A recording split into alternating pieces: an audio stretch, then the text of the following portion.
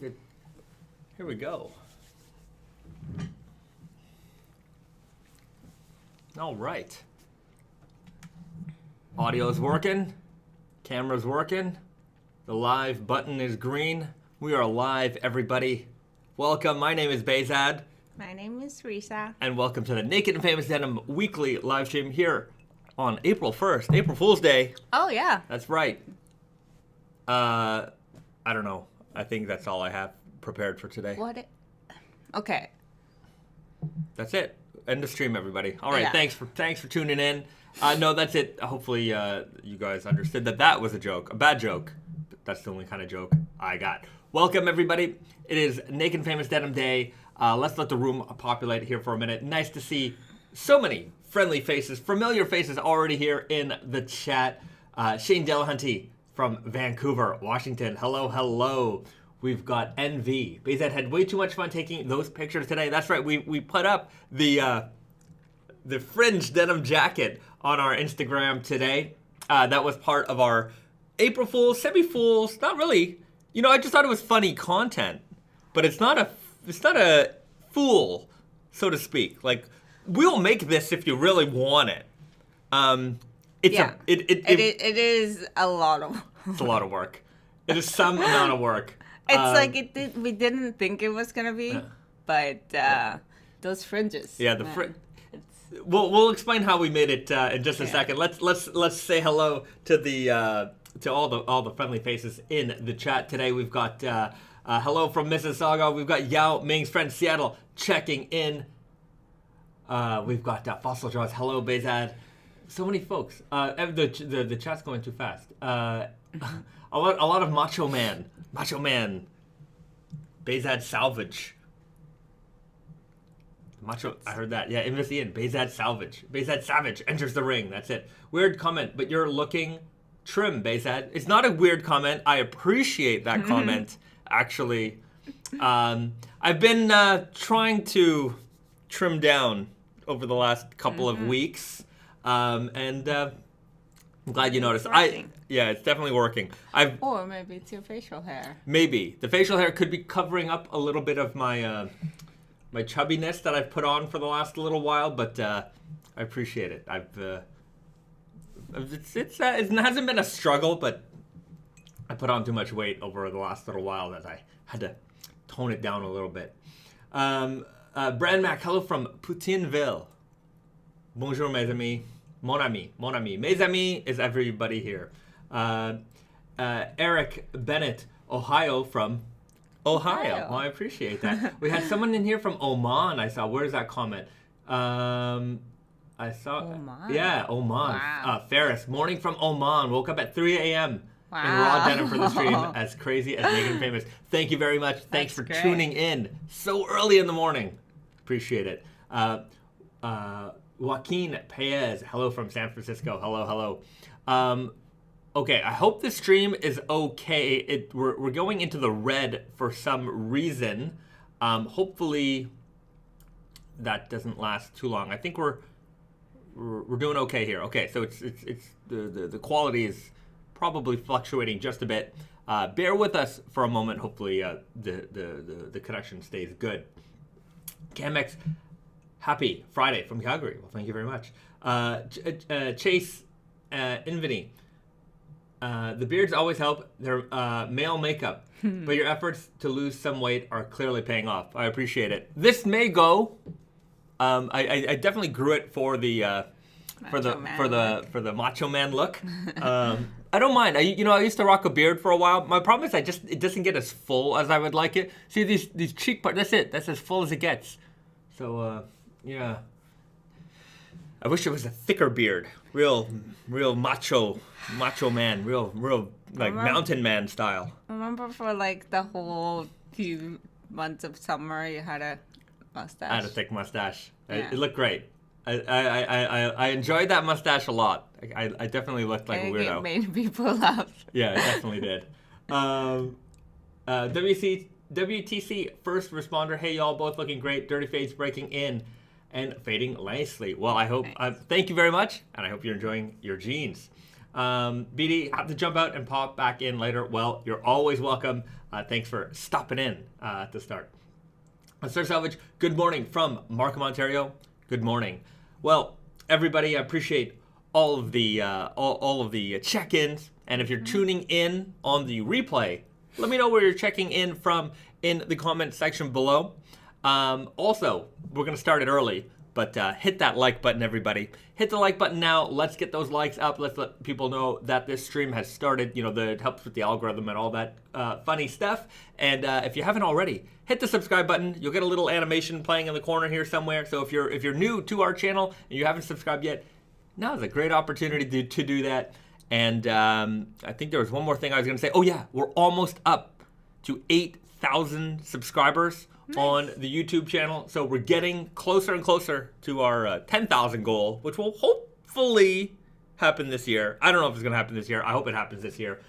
You know, we have to create more like styling tips, and we have to become more of a fashion YouTube channel, I think, to achieve that. I don't know. The problem is just like making those videos takes time. That takes time. Yeah. And it's just like there's so many people who are better at it out there, you know? Yeah, there are people who are like, that's their job. Like, I make fashion-related content on YouTube, and here's how you style this, and here's how you style that. Yeah. Maybe we need to partner with more people that can help us along that way. But anyways, we give you a 2-hour stream. We can talk about that kind of stuff. But dedicated content, it's difficult. Cuts and B-roll and C-roll and editing. Yeah. I'm just a man. So it's a lot. It is a lot. I mean, 2 hours, like the fact that you can speak for 2 hours straight is also a talent. So maybe we should just. I could do this a lot more. I'm pretty good at talking. But yeah, well, tell your friends about us. Yeah, tell your friends about us. That always helps. Man 45. It's WrestleMania week. That is true. It's WrestleMania weekend. Imagine Bahzad crashing the main event wearing that crazy denim jacket. What would your entrance music be, Bahzad? I've sometimes thought about this question. What would my entrance music be? Of course you have. I don't know exactly, but here's one that I always liked because it was from The Simpsons, and it was the time that Homer had to fight Drederick Tatum in a boxing match. When Homer, he was basically a boxing sponge and he couldn't get knocked out. So anyway, I don't need to explain the episode. I'm sure many of you have seen it. But he came into the ring with the entry music, "Why Can't We Be Friends?" And I thought that was really funny. If I were to be a wrestler, I'm not a very big guy. I'm a pretty skinny guy. I think I would be a pretty good jobber.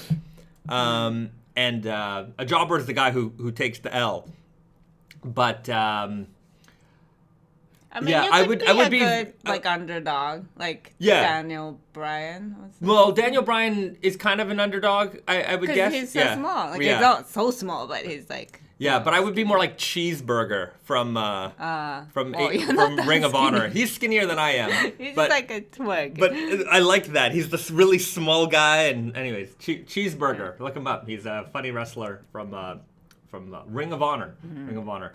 Okay, I can see the stream is really fluctuating with the quality.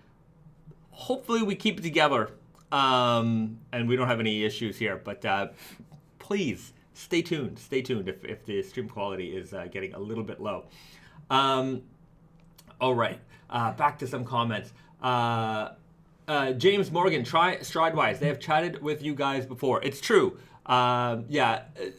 Right. So we've done some collaborations. I think, maybe trying to expand that out a little bit more would also help us. I'm very grateful to all of our current, people that we work with, the people that we know. But, we're getting more and more into this YouTube space. And, it's kind of funny how you make connections and meet more and more people. But, it's like everything is all about community building and so we'll see how because everybody's content is a little bit different. Like, there might be some other, Stridewise and Iron Snail and Carl. Like, they're very workwear heritage kind of world related a little bit. Then there's some people who might be a little bit more streetwear. There might be people who are, I'm just trying to reach out to more and more communities because, one thing that I like about the way, Naked and Famous is kind of built up is that we're not really focused towards just one specific area of raw denim. Right. You know, when I put up those Instagram photos of like people's outfits, and like lately I've been doing a lot more like cuff shots. You see, you've got fine boots, you've got sneakers, you've got so many different ways that people are styling their raw jeans, and like raw jeans are just a blank canvas. You can wear it any way you want. You know, some people want to go that heritage route. That's cool, right? We got those guys. We love those guys. And then there's people who want to wear it, you know, a little bit more streetwear style. There's people who want to do it high fashion. So, you know, incorporating more people in different ways and showing all the different ways you can wear raw jeans, I think. Yeah, definitely. I mean, we make so many fabrics every year, and it just, you know, it covers it all. Yeah. All the styles. That's it. All right. We got some Risa's very pretty. I think so too. Oh, thank you. I think so too. I don't know how to react to that. Nick Boots videos are great. Nick's Boots. I'm gonna have to check out that channel. If you have any channel suggestions, let me know in the comments here, or in the chat, or in the comments below. I'll definitely check them out. Okay, Chase, Invaney. Having split your time between Montreal and Japan, would you envision yourself as a member of the Hart family or a New Japan Pro wrestler? I don't know. That's a good question. I don't know how to answer that question. I'm an NWO member for life. That's it. Brand Mac, do you guys do repairs on jeans?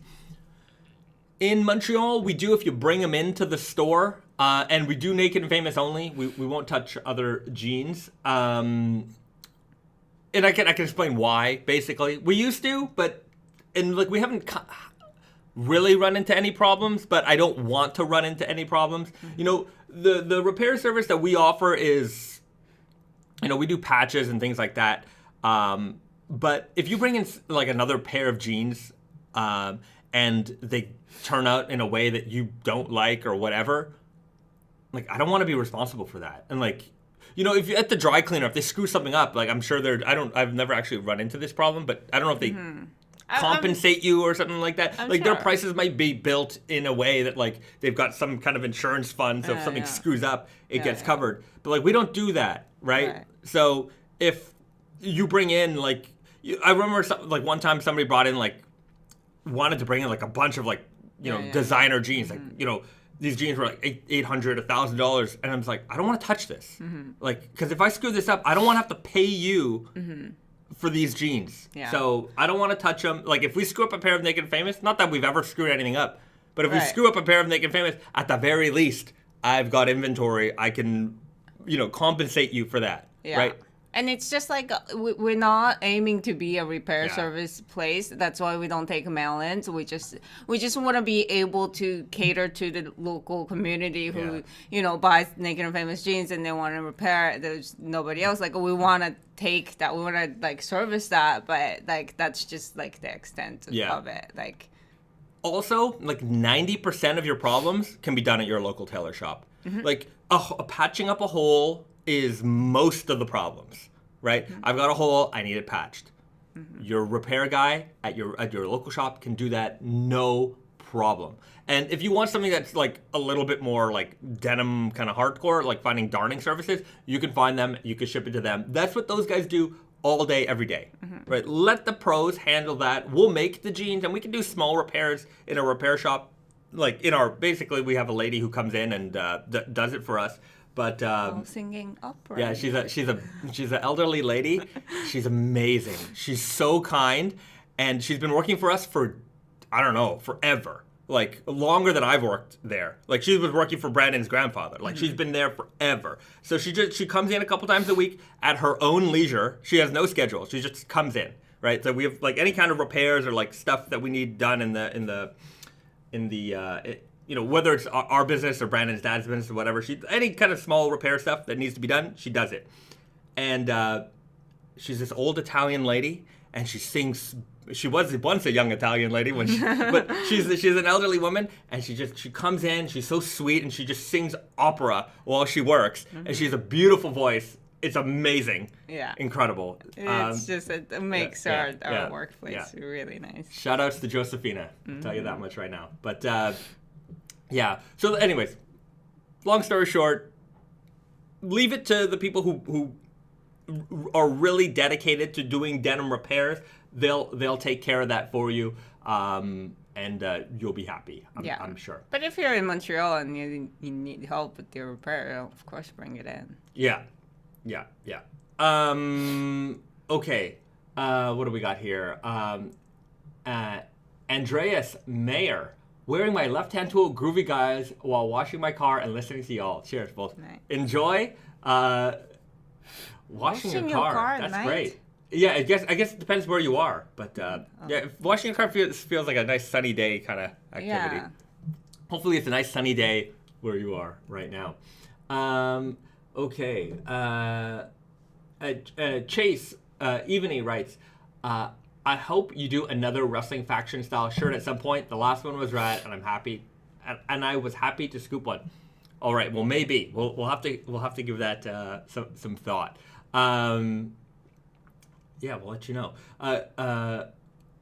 Man45, new fit idea: jeans with rips and holes. Repair guy. We got B stock guy. We got, with every production lot, there's always a little B stock. 3, 4, 5 pairs or whatever out of a big lot of production that are like in not sellable condition. We call it B stock. And there's also grades, like it could be C stock where it's just like B stock is like small damage, like there's like a nick in the fabric or like an oil stain or something, right? It's just something that like will prevent it from being sellable at regular price. Yeah. But like if you're a raw denim person, like you probably wouldn't care, like so like because it's gonna turn out that way in like 20 minutes of wearing anyways. But anyways, and then there's C stock, which is like defect, like there's problem with it. Yeah, it is not. Yeah, they're stitching issues anyways. Anyway, C stock we don't sell, but if you're looking for that C stock guy, there you go. Jeffrey Gale writes, are there any considerations that need to be taken when taking jeans into the tailor? Example, if the knees is too big and want to take it in a little bit.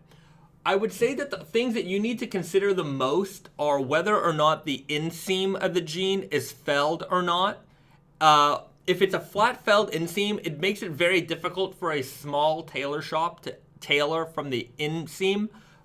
And so they'll often tailor from the outseam, which is where your selvage edge is, and sometimes they'll cut that off because they don't know, or for them it's not really an important detail, and they want to make sure that your like the busted outseam is narrow, so they'll just chop it off and make it kind of straight. So be careful with that. Make sure that if you want to do an inseam alteration, that they do an inseam alteration. Explain that you do not want that outseam altered in any way. That is, of course, if you care about the selvage ID, whether or not it's there or wide. You could tell them not to trim it, and then it'll just like have this huge busted outseam. The other day, you taper the jeans, that is. Like, Yeah, I think that's the one that gets a lot of people. Sometimes when they taper their jeans, that they find themselves, that's not what I really wanted. Yeah. I would also say that if it's a fit issue, an alteration like that could be kind of pricey, right? Maybe. I've never. I don't know. So consider maybe, like if you buy a pair of jeans, you're like, well, I'm going to spend another $40, $50 on altering these. Maybe try to find a fit that might be a little bit more appropriate for you. Because it's always better to get the right fit than it is to go into alterations. So I would suggest that. The stream quality today is going up and down. I apologize for this. It's not really anything I'm doing. I'm just gonna. I don't think there's anything really affecting this, but I'm just gonna close a few things. Hopefully, it fixes up this thing that we've got going on here. Okay. So sorry about the quality today. It seems that we're everything's fluctuating up and down just a little bit. So bear with us. I appreciate you guys your patience and. Yeah, sometimes we get every now and then we get a stream where the quality it's bizarre. is up and down like this. Sorry about that. Okay. Okay. John McNulty. These live streams are amazing. Keep them coming. Well, we will. So long as our bandwidth holds up with us, we will. That is for sure. Okay. Chase writes, the audio of the stream seems fine so far, so we can hear you just fine, even if the video takes a little bit of a hit. All right. Looks okay over here. Everybody can hear me. So, okay, at the very least, the audio is coming through well. So, appreciate you hanging on here. Jeffrey Gale, is chain stitch required or preferred for inseam alteration? Is chain stitch required or preferred? It's not really. Do you prefer it? Yeah. Kind of thing. It's like if you want a chain stitch hem, then I would say that we have it because the machines that we use are like they're vintage denim, like jeans making machines. So that's how they are produced. Now, it's not necessary. You can have a single needle, or and it would be fine. So like a lot of our women's jeans have single needle hem because it's so narrow that it doesn't go into that vintage machine. So, and to be fair, like single needle sewing is stronger. Yeah, the single needle is technically stronger than the chain stitch. The thing about the chain stitch is that if it breaks in one part, like it can all unravel. Yeah. So it is a fun vintage detail, but it is not necessarily a better construction detail. That said, like on the inseam or like on the waistband, like you don't really have issues with things coming apart. Shouldn't, but hem, at the hem it gets a lot more rubbed abrasion. But for people who don't know, like chain stitch hem is said to produce a better roping detail. Yeah, when you fade the jeans. I think it's because it's a little bit loose kind of stitching that it just kind of gives the fabric a room to move and twist. Yeah. And that's probably why, but yeah, there's a lot of like construction stuff in denim that's like we sometimes do it even though it's not necessarily like a better construction detail, but it might be visually nicer. So there's a balance of that. I remember a long time ago they're like these vintage reproduction brands, and they were maniacs because they used to use 100% cotton thread, and 100% cotton thread is like it's so weak. Yeah, like so much weaker it's just than you can pull it thread. and it breaks. It is not really. Like, it's not suitable for jeans making. I mean, especially heavier weight, yeah. Yeah, like 100 years ago, sure, because there wasn't an option. But, the thread that we use is called polycore thread. So there's a polyester yarn in between, and then it's wrapped in cotton. That way, you can dye it, and it has the strength. Right? Right? And it looks like cotton because it's cotton outside. Right. Yeah. So that's what we use for all of it. It's not that you can't break it. It's very difficult to break. But like 100% cotton thread in jeans, like your jeans are just going to be busting everywhere. You're going to have all these little holes all over the place, and not recommended. Right. Not recommended. That's a maniac approach. And I would say that like,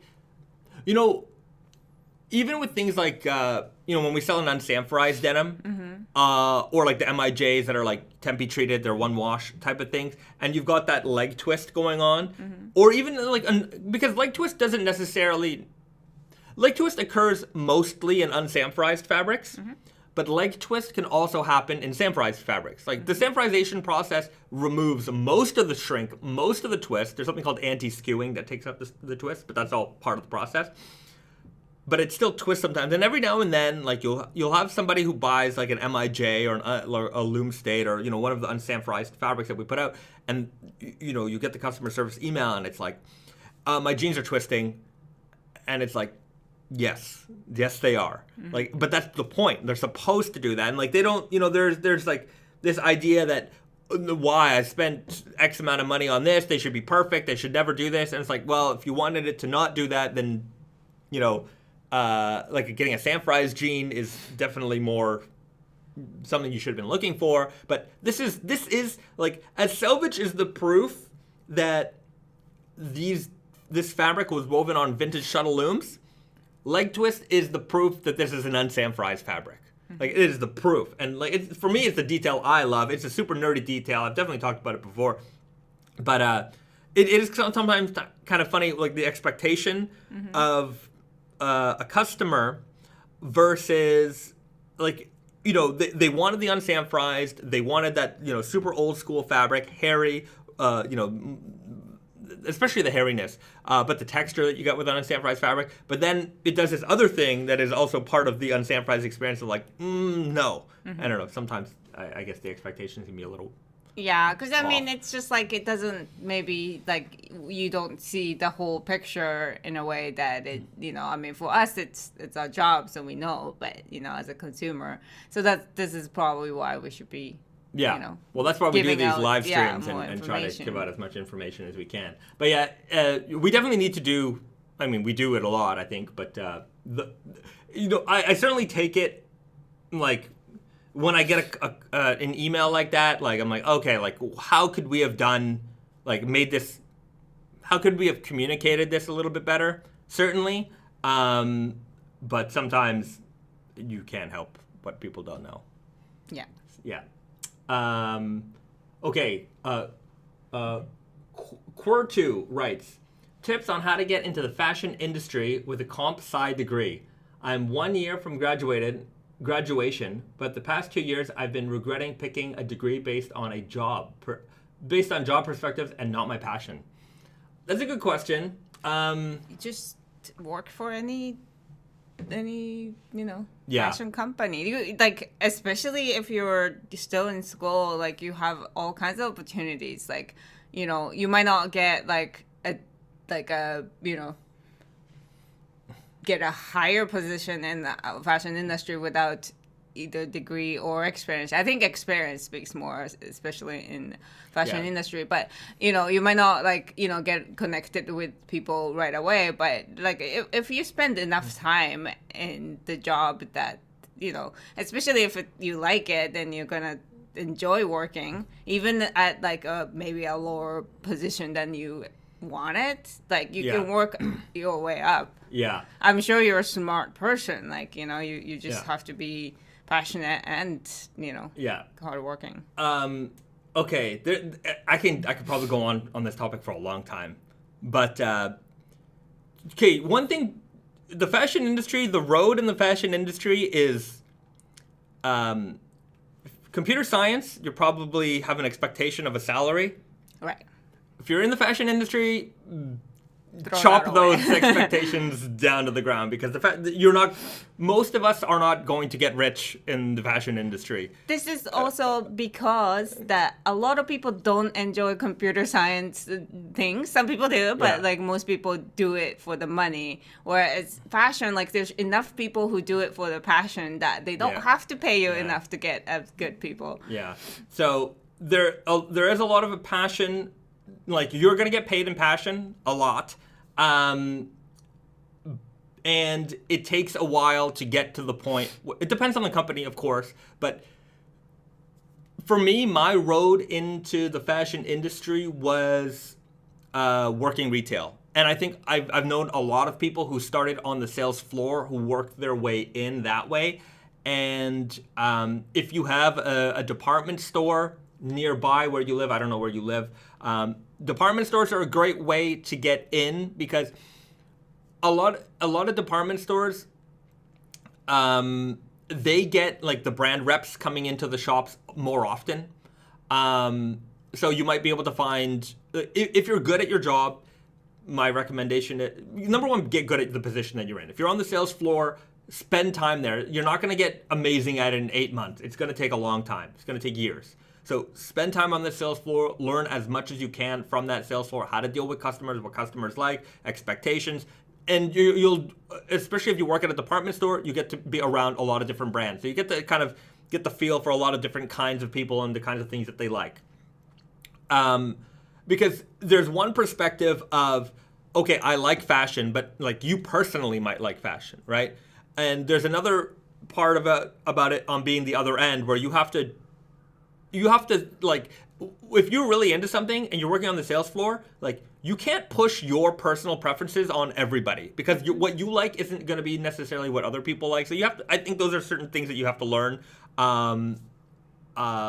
Just trying to deal with people's taste and finding something, even taking your experience and knowledge and like using that to find something that is going to be right for the customer, right? Making sure, I think that's always the most important thing, making sure that the customer always leaves with the thing that is the most appropriate for them and that they're going to be happy with, that they're going to wear. So that's a skill that takes a long time. But by working in a store, you learn that. By working in a store, you get exposed to a lot of brand reps. So if you want to work your way up the chain, like it's usually you're working on the sales floor, maybe you become a manager or whatever. And then you start making connections, right? And then all of a sudden, you've got a buddy who works at a brand, like, oh, I'm looking for people, or, you kind of work your way in that way. But I mean, it also depends on what you want to do in the industry. Oh, yeah. Like, I mean, if you... I don't know, if you have an idea and you want to start making clothes and you want to be a brand and like, it's of course it's always good to have retail experience. It's always good to have some kind of experience and connections in the industry. It always helps no matter what you do. But, you could, like one thing I learned, like, getting into the industry, like full on when I went to like trade shows and stuff like that, was that how like many people were there just because they wanted it. Yeah. It's like you could make your own brand like that. Yeah. I mean, I'm not saying that everybody's going to be successful. It's just that if you have an idea, if you want to do something, I think fashion industry is relatively easy field to get into. Yeah, it's difficult to be successful. Right. Easy to get into. And the other thing of the trade shows is how many people like you meet who are just like, they just wanted to be in the fashion industry, right? Exactly. Like, whether they had a brand or they're working for a brand, like it depending on where you are, if you're in a big city like New York or, Los Angeles, there are a lot of brands. So just if you have talent, reach out to them. They're always looking for people. Whether take any job. Mm-hmm. Like if there's a warehouse position, intern. That's how I got started. Like that's how I got my first job. Especially if you're a student, you can get an internship, whether you need it for the degree or not. Like you can get an internship, and then you can work your way up. We've hired quite a few interns over the years. Like we don't take interns anymore. Mm-hmm. Anyways, we don't take interns anymore just because it became a little bit of a babysitting job. But I would say that. But if you're good, I don't need to babysit you, which is why we hired a lot of people who were interns, but. Sometimes there's like Montreal schools and the students are required to be interns, and I don't like sometimes those are the interns that we are taking in because they needed it for their course credit. Well, but and to knock on that, not you, but like you would have been one of the good ones. But sometimes those interns come in and they don't care because they're just like, I need to do this in order to get my degree. Which is surprising because your degree is in fashion, so you're working towards that. Like, what's I don't know, but like sometimes people just show up and like they were just literally a body, and what can I do now? Anyways, I'm not gonna get into that. Yeah, but especially small brands always need somebody who's helpful. Yeah. So it's a good way to get in and learn a lot of things. You'll learn the sales process, the wholesale process, the creative process. But any job, even if it's the warehouse guy, if you're a good warehouse guy and you make it, you start asking questions and there's positions open, they're gonna move you around. So take any job that you can in fashion and then work your way into the position you want to be. Yeah. Right? Make yourself useful. Yeah, make yourself useful. That's it. Yeah, like if you're a warehouse guy and like you're good at photography, just like let them know that you're good at photography and maybe they'll start using you for stuff. Like all fashion brands, aside like from the big ones, are scrappy. Like we're all just, you know what I mean? We use what we got. So you'd be surprised how how you can find yourself in the fashion industry. But the key is to put yourself out there and lower your earnings expectation. Mm-hmm. Yeah. Oh yeah. Definitely. This is encouraging. It's just the way it is, man. Okay.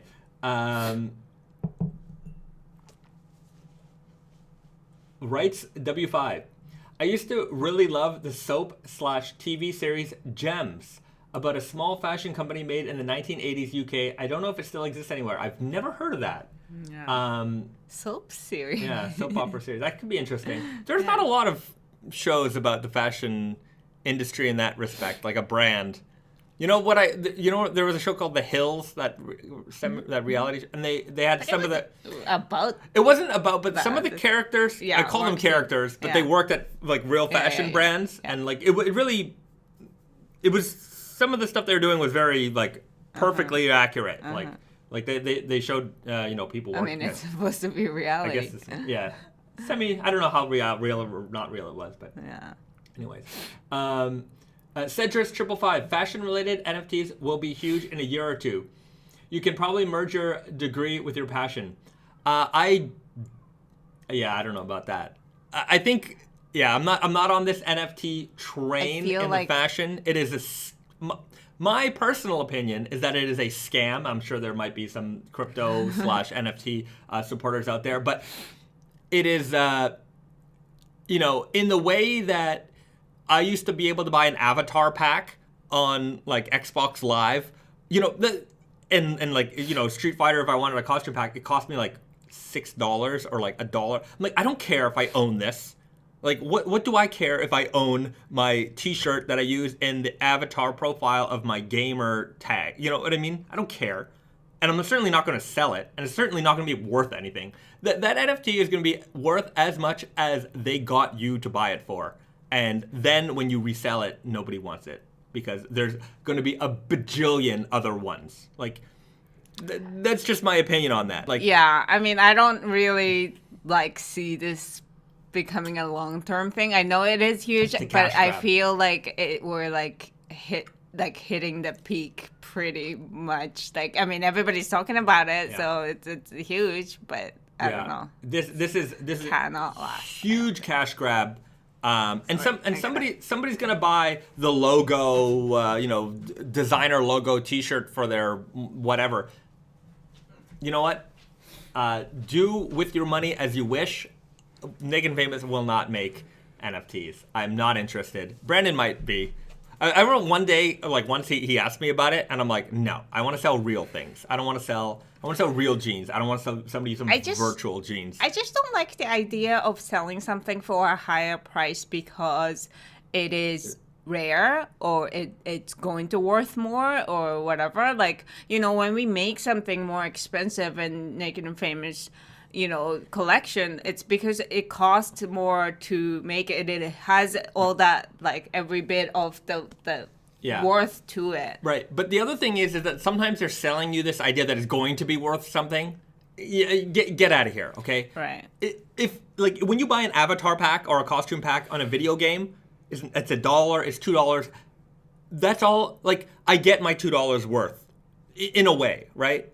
Because I got my costume, I'm happy, whatever, right? But the idea of them also saying, well, no, we're going to charge you $20 for those jeans. Yeah, it's because it might be one day rare and you own it and you can sell it to somebody. It's like, dude, I'm going to use this in one application, in one video game that I'll probably only play for a couple of months and then I'm never going to use it ever again. Nonsense. I think it's very dishonest practice that's going on. Yeah. It's very dishonest. That's it. Look, if you want to sell me an avatar, if you want to sell me a costume pack, and I'm okay to buy that costume pack. There's also a cost to that. Obviously, somebody has to design it and create it, and have it available. But how do you discern the cost of that? Right, exactly. So it cannot be more than a few bucks or whatever. Even if it's just okay, maybe if it's a completely new design that somebody had to make from scratch, but even still, it's it's clothes. It's Egyptian pixels. We imported the pixels from a super rare pixel farm in the middle of Yeah, get out of here, okay? It's like you can't charge like it's a real clothing takes so many people to work on it for hours for it to be a clothes. They're trying to fleece you, and some of you in this audience will be fleeced. Not me. No, I'm not part of that. Look, costume pack, fine, but me telling you, oh, this is rare, it's going to be worth something, nonsense. Somebody tells you that, somebody tells you that and you believe them. I also have a bridge to sell you, so let me know. I'll give you a good deal on it. Okay. How hot? Bahzad, how's the demand been on the Fringe denim jacket? It's been okay. I mean, it's not like hundreds of people are begging for it. Like in the comment section, there's a lot of excitement for it. Yeah. We've had some people signed up, but I don't know. Maybe one day we will. Let me tell you, we talked about it. We'll talk about how hard actually this was to make. So first, you get the fabric, right? We had to get a piece of fabric that was long enough to go from cuff to cuff along the back of the jacket. And then we did 2 centimeter spacing. Whoops, plant fell over. It's okay. We'll clean that up. So we had to do 2 centimeter cuts along the fabric. Markings along the fabric, and then I had to draw the lines out, cut every piece, and it's a lot of cuts.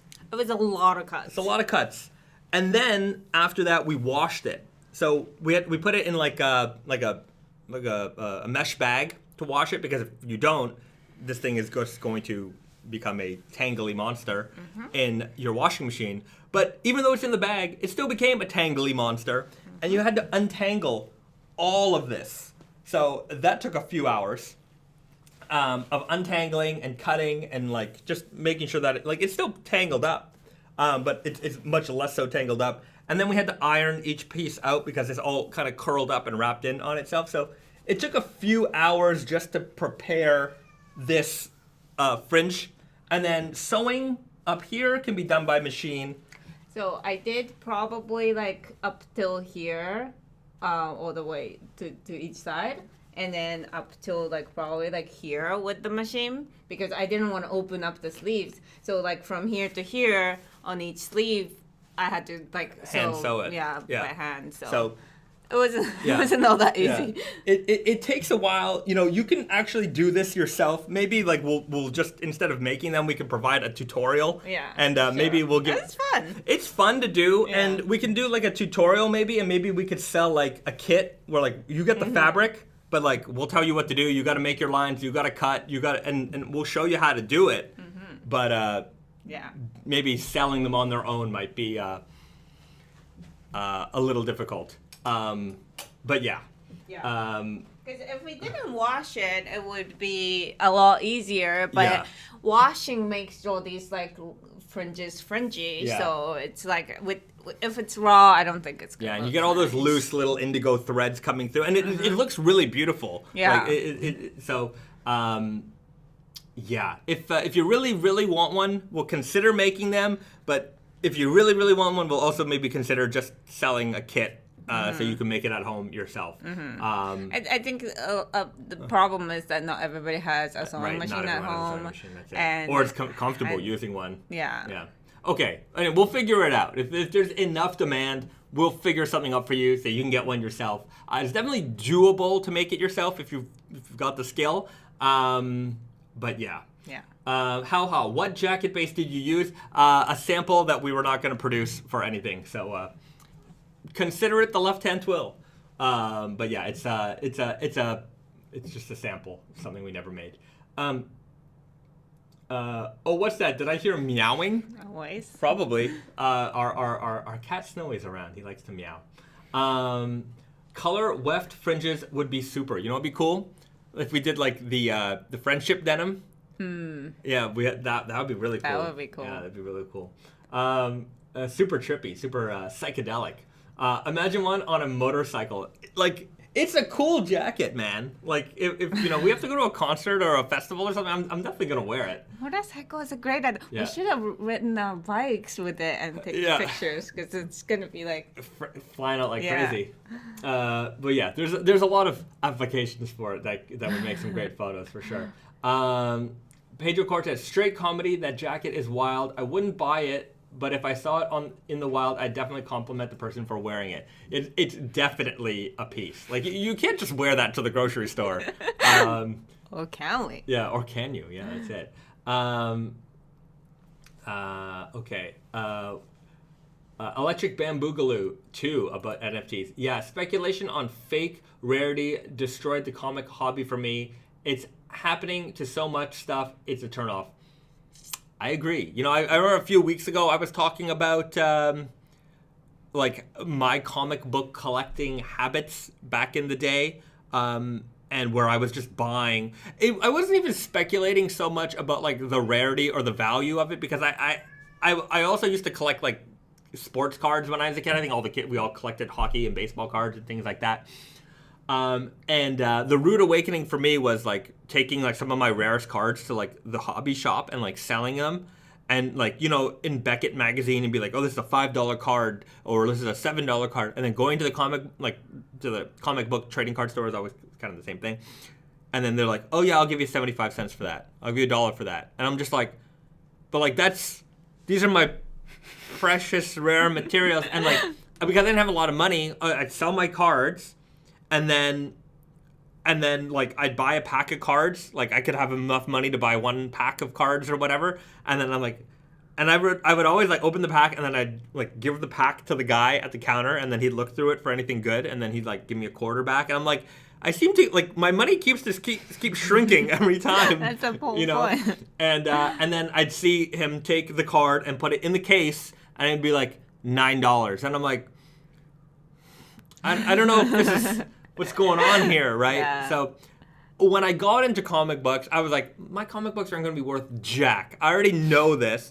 I like the comic books, fine, but... Well, it might be worth something, but you're not going to be able to sell it for that amount. I mean, nowadays it's a little bit different. Easier, but... Yeah, but still. I was buying them like, I would see rare, or I'd see limited edition, or I'd see hollow foil cover, and I would just want them all, because I was like...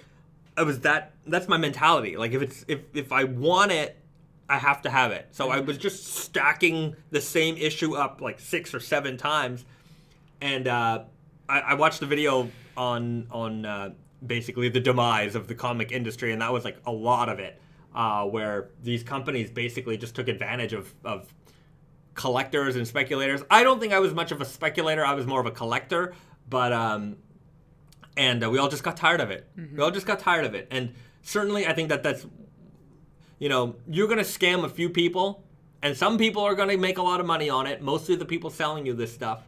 Yeah, anyways, I'm not super versed into that world. I'm just very, you know, I'm not falling for that trick again. I've already went through it. I think it's also like, you know, it's just like people who are... Like, it's kind of like art. People who know each other are going to help each other, right. But, like, as a person who just... And they're going to know how to screw you. Yeah. Yeah, that's it. That's it, exactly. Okay. The sociologist writes, any plan to bring a new iteration of the friendship denim? I'd say the rainbow core is probably the closest thing to that right now. Right now? Yeah. Yes. So, but, you know, who knows? Down the line, probably. I could see us doing something like that. I really like, you know, colorful styles and trippy and psychedelic kind of stuff. I could see that down the line.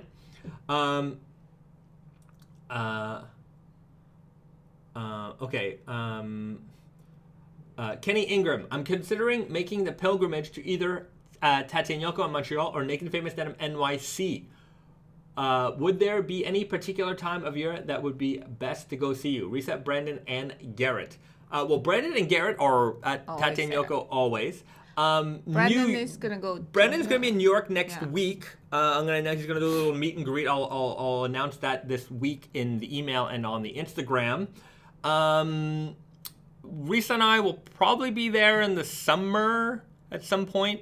Probably, maybe. I'm not sure. We'll announce. We'll announce it, yeah, when we're there. We might be a little bit harder to catch, but I think down the road, like thinking into January 23, I think trade shows are going to be back. So we'll probably be back in New York sometime at like late January. So we'll probably do something there. So we'll definitely be there. But if you're also considering coming to Montreal or New York, when's the best time? Both, I would say that the best time for both is Montreal is definitely the summer, like 100% the summer. June, July, August. It's beautiful in Montreal. Absolutely the best time. New York is probably very similar in that respect. I mean, it's northeast. Like we got the same. I don't like summer in New York. Summer in New York is very hot and kind of smelly. Yeah. But that's okay. Fall and spring's nice. Yeah. I guess so. I don't know. Yeah. New York's always a good time. I don't know. But if you're looking for like the New York exclusive, the Empire State Selvedge, we're starting to run a little bit low on inventory. If you're going to make the pilgrimage, call ahead to make sure they have stock. We are going to release a skateboard, Empire State, with the New York City denim, the Empire State Selvedge leather patch. That graphic in full color is going to be on a skateboard. It'll only be available at New York, so that won't be available online. So we're basically, so that'll be a little bit of a carryover item between now and when we can fully restock the Empire State Selvedge. That'll probably happen around holiday, just with the way production and everything's happening. We do have some inventory. It's just I know we have some sizes that we're kind of sold out on. So call ahead to make sure they have what you're looking for in stock. That said, we did talk about the La Belle Provence denim, the Belle Provence Selvedge for Montreal. So that's going to be launching end June, likely. Don't quote me on this yet. It's not on my latest production schedule, so I don't know. But that is the plan. So stay tuned for that. But if you're coming, Brandon and Garrett are always there. We got Steve, we got Z, we got the best guys in New York. They're always going to be. But though, I mean, on the weekends, Brandon and Garrett might not be there. That is true. So be careful. Yeah. So that's that. Yeah. All right. Okay. Okay. How planning on visiting the New York City store soon? So excited. Well, we'll be glad and happy to have you there. Pedro Cortez, New York Skateboard. Nice. That's right. We will also launch. We're going to relaunch the Tragic Blonde, the MIJ, and then we're going to have a special edition blue colorway edition of the Tragic Blonde logo. We're only making 50 of those. We're never going to remake that color again. The MIJ and the Tragic Blonde, that'll get restocked eventually, but we're going to have a blue, like indigo blue version of the Naked and Famous Denim Tragic Blonde logo. That will be available at New York and at Tate and Yoko. I don't have a release date set yet, but in the next probably April, sometime in April we'll release it. So stay tuned for that. Smoke, any more slubby brown weft coming? There's more brown weft coming, particularly slubby. There is the Katechu denim. It's not that's the slubbiest. Yeah, but it is. It has some texture. Yeah, It's also not like, I mean, it's brownish. Yeah, it's let me get it. We got it here. Sorry, this is from the plant falling. Not like we live in the. Yeah, we don't live in the field. This is embarrassing.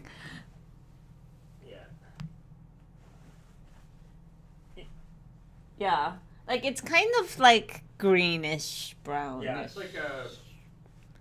Katechu dye itself, I thought it was more like a brown dye, but it is the denim come out to be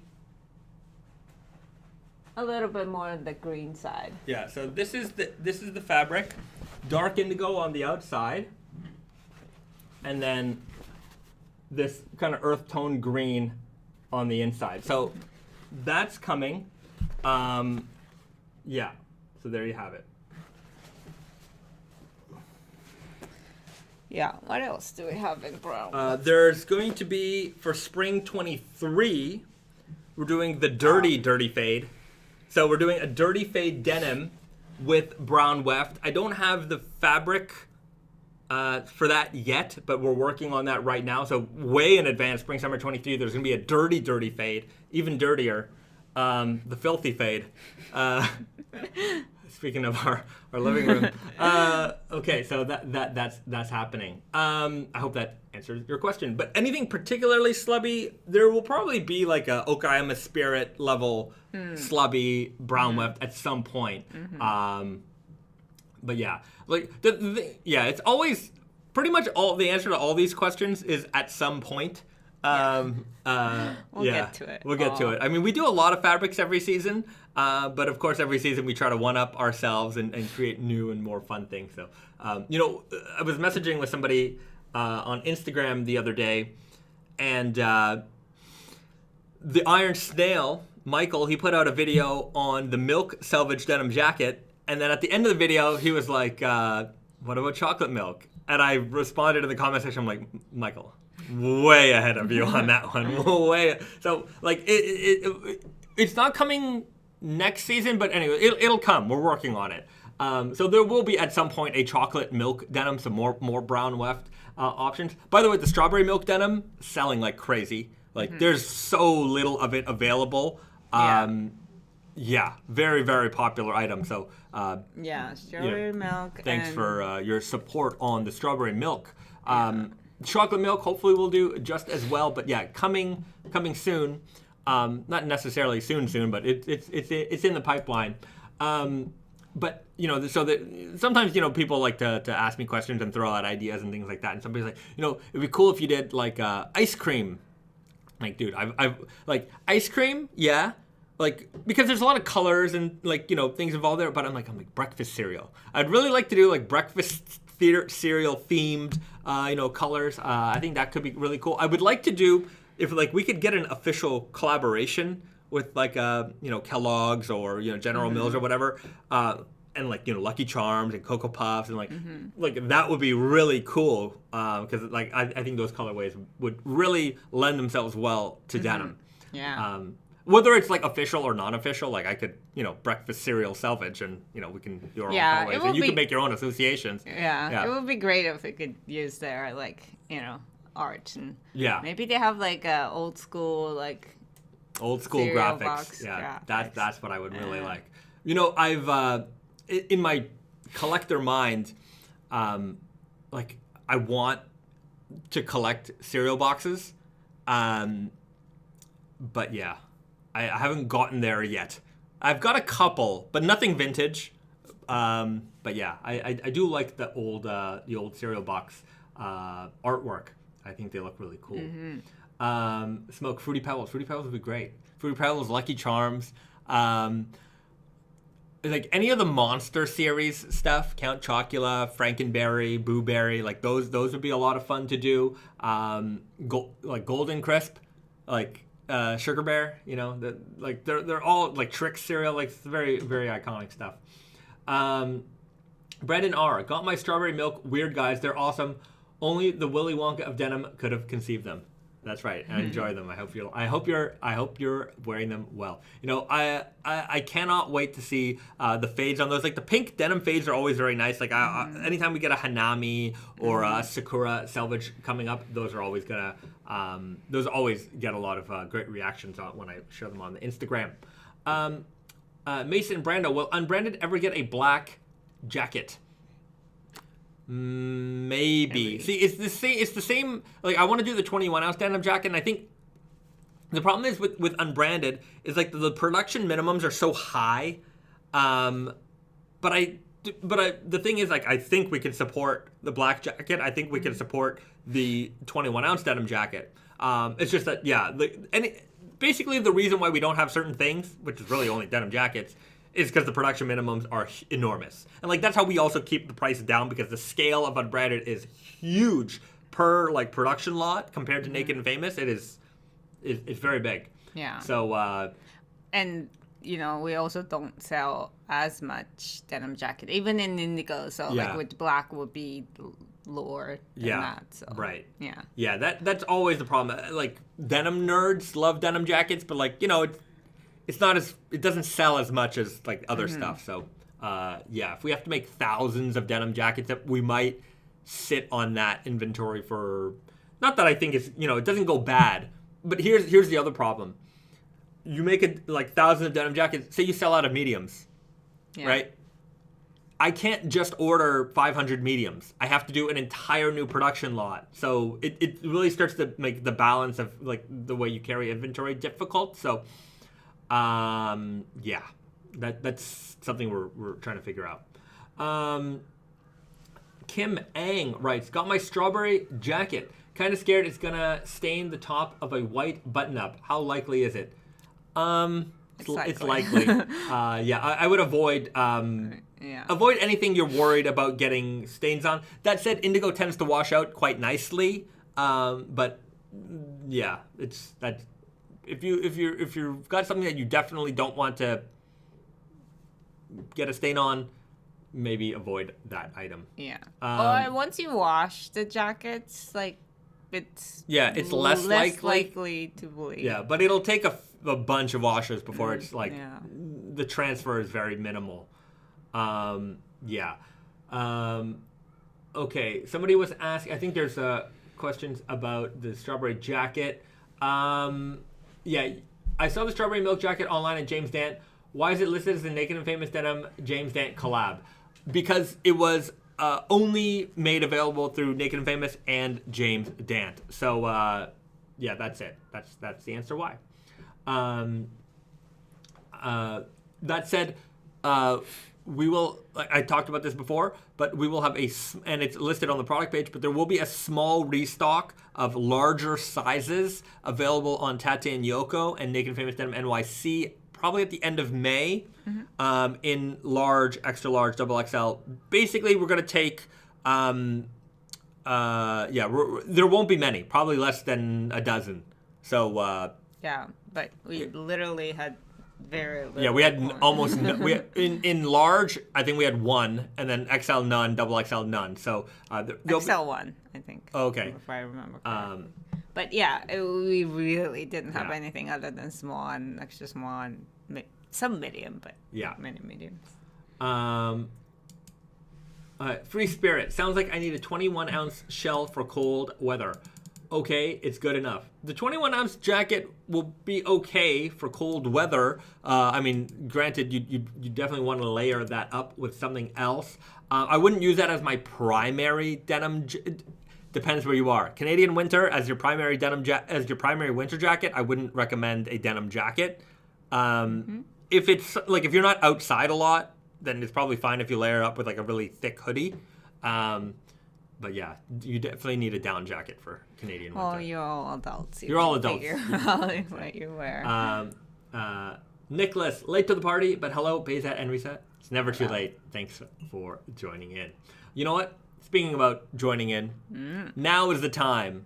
If you haven't hit that like button, hit that like button right now. It helps support the channel, helps people find us, and Subscribe if you haven't. Subscribe if you haven't already. I was trying to do a PBS style. If you've been enjoying quality content like we produce for you every week, such as blah, blah, blah, hit the like button. And then that's it. And I'll do one more at the end. So there you have it. There's my little rant. My little ask. Pedro Cortez, 19 and 21 ounce is where it's at for jackets, in my opinion. Sure. I mean, you definitely feel like it's a substantial jacket when they're that heavy. But that said, like, any raw denim jacket still feels like a beefy jacket. The thicker fabric, probably a little bit warmer. But, like, it's not going to give you, like, a real protection from the cold. Yeah. Depends how cold. Definitely depends how cold. I wouldn't rely on that.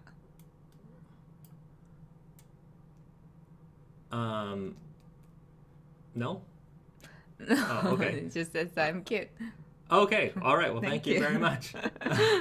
A lot of love for Risa today. Yeah. All right. Appreciate it. Okay. Decibels. How have the XS's done? I imagine quite popular. Yeah, quite popular. We're looking at the website right here, and well, we still have some sizes. Easy Guys pretty much gone. Denim jackets, we have small, medium, large left. Weird guy. There's some sizes missing. I mean, I don't think that they're going to last till the fall. Yeah. Yeah. I mean, they've only been out for a week, and they're mostly gone. So, just, yeah. Yeah. Thing, like, I don't know what it is, but, like, a lot of our core stock has been sold out for a while, like Left Hand Twill, Stretch Selvedge,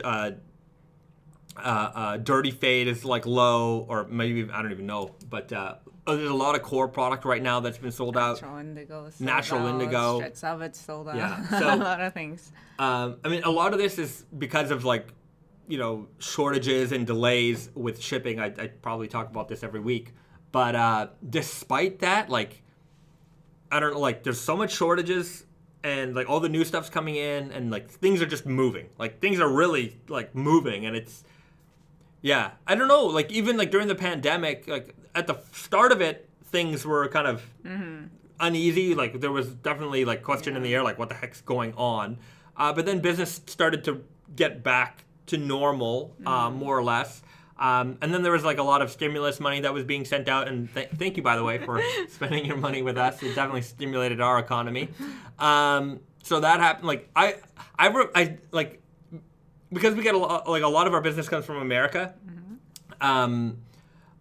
Like, I don't know what's going on in America all the time. Like, if I see something on the news, maybe I'll catch it, but I just don't know. And, like, I remember one day, like, I go and, like, log into the back end of the store, and, like, the sales were just, like, a spike, super spike. I'm like, what the heck is going on? Like, how, like, did we get put on a blog post, or, like, did a celebrity talk about it? Like, or were we on, like, a TV? Like, and, like, no, stimulus checks went out. And it's like, whoa, like, thanks for that. But, yeah, like, these days, like, you know, despite, like, none of that kind of going on, like, we're still rolling, it's things are rolling forward. Like, things are really building up for us, and it's, like, it's very, very much appreciated, of course. And yeah, like, it's a good problem to have, but it is like, I'm trying to manage it. Yeah. So we're catching up to it. Slowly. Like knowing how much I need to order in advance now is like because things are changing so much in such a, like, from one year to another, things have changed a lot. And then from one year to the next year, and I'm like, is it because there was a lot of stimulus money going out, and, like, do I have to be more conservative? Because, like, you know, but, like, that doesn't seem to be changing anything. So everything's kind of going in the right direction for us, up. But I'm just hoping that this isn't, like, some kind of anomaly or something. Anyways, I don't want to, like, don't jinx it. Yeah, I'm not going to drink that. I don't want to overbuy. I don't want to overproduce. And I also want to make sure that we have enough. So it's very... Yeah. It's always on my mind. I'm always looking at... I'm looking at Excel sheets a lot. You know, that's the other... We're talking about fashion industry stuff. Also, it's most of what you do in the fashion industry is Excel, by the way. You're just looking at Excel sheets. You're looking at spreadsheets. You're making spreadsheets. You're figuring out, like, stuff that isn't as fun as you think it is. The fun part is like 10%. Everything else is building up to get that 10% of fun. Yeah. It's worth it, though. Yeah. David Avila writes, "Hey, love that you guys take the time to have a live stream with your customers. You are welcome, sir. More companies should take note. Customer engagement is important." Yeah, I would agree. Any corduroy jackets planned? Any corduroy? Not at the moment. No. I wouldn't. Yeah, it might be too. Yeah, I don't think we have any corduroy in stock. If we had corduroy in stock, I'd probably do something for this fall. But maybe next fall we'll do. Right now we're doing spring 23 planning. Fall 23. Fall 23, I could see us doing some corduroy jackets. We always kind of pick out corduroy fabric, and sometimes it gets made into, like, it gets into the collection, other times not. We don't particularly, like, have so much success with corduroy, so that's why we kind of stay away. But we've been, like, doing a few in the past. That's the biggest problem with corduroy, is that there seems to be an appreciation for it, and I personally love it. Like, the comfort cords were very popular. In fact, comfort cords were probably the most popular corduroy item we've ever made. Right? We've done we've done like those oversized corduroy jackets. We've done some corduroy trousers, like wide wale corduroy trousers for ladies. Because of the price. Yeah. Comfort cords. Comfort cords were very well priced. Yeah. The Sears Sucker corduroy was quite expensive. Yeah. Tito Marciano, would you collab with Jound? What Montreal brand would you collaborate with? Collaborations are always not up to me. If it's the right collaboration, we will collaborate with you. So I'm not like the answer, would you? It's like, it's not up to me. It's up to both of us or anybody who wants to get together and with the right project. We're certainly down, to work with people. We've done stuff with Raised by Wolves, Quebec/Ottawa based brand. We know the people at Dime a little bit. We've talked to them before. There's just there's just camaraderie, I guess, between certain Montreal brands and things like that. But sometimes you talk about stuff and things are in the air, but things just don't work out. But we're always happy to work with people so long as the right collaboration. And I will collaborate with. I always want to do a Kirkland Jeans collaboration. I don't want to make jeans to be fair, I wouldn't mind making jeans for Kirkland if they wanted like a premium Kirkland jean, but I would really love, because I think that would be the craziest collaboration. I know at some point some designer brand is going to do it just because, I had the idea first. I'm stamping it. If you ever see like Gucci times Kirkland, it's because of me. I'm taking credit for it. But I can definitely see them doing that one day just as a joke. Yeah. But I don't think it's a joke. Because for me, it's one of those brands that some people don't realize, when you talk about the influence of denim brands in the world and the size of denim brands, it's the sleeper denim brand that people don't even realize sell millions of pairs of jeans every year. Mm-hmm. They don't get the heritage or the credit. Mind you, they're not trying to build that up, but they seem to get overlooked a lot. And sometimes you see, mind you, I don't know how long they've been making jeans for, but sometimes you look at these old these books and they're going over old brands of jeans, and you'll see all these brands that don't exist anymore, or even Sears brand jeans and things like that. Mm-hmm. And it's you never see the Kirkland jean in there. Anyways. Well, yeah. I don't know. But it can be said about any kind of Kirkland products. Yeah. I'm sure they sell a ton of all kinds of stuff that nobody ever think of. Yeah, you don't really think about it. I just think it's kind of neat. But yeah, I would love. Also, if we made Kirkland jeans, we would sell in all the Costco's and be very, very be good for business. Great for business. I don't know if they could sell. Maybe, you know what? We were at Costco the other day, and Japanese Costco, always a great time. They had gold bullion for sale. They had a 1 kilogram bar of gold for sale. It was $80,000 in a little glass display. It wasn't a thick glass display. It was the kind of glass display that if I were to elbow it, it would break. Not that I would steal, but I was and there was nobody around. And I'm there's one lady around the corner, it was with the jewelry and stuff. And I'm there's a gold bar, $80,000 gold bar. I thought it was crazy. Crazy. Risa, you're gonna have to show this one off. Your Chainstitch project that you just did. Oh. Yeah, if you follow Risa's Instagram, she just did a really great Chainstitch project. You're gonna have to check this out. Brand Mac, by the way, I just discovered anonymousism in your Tate and Yoko store, and I am an addict. Really nice socks, very great socks. I wear their socks a lot. I'm not wearing them today, but I do have a lot of their socks, I think, and that's why we carry them, because they make really, really nice stuff. Quality. So, check this out. Risa did this chain-stitch embroidery. So this is all embroidered. And she bleached this denim also. So, she's going to make a big patch, put that on the back of a denim jacket or something. And her hair is a chenille, so it's got it's fluffy. Yeah. Yeah. And this type of embroidery is all hand operated, hand controlled. So each one of these stitches, Risa had to like operate the direction of the machine to stitch it all in. And you can see like the crazy amount of detail that she has, even in the eyebrows and things like that.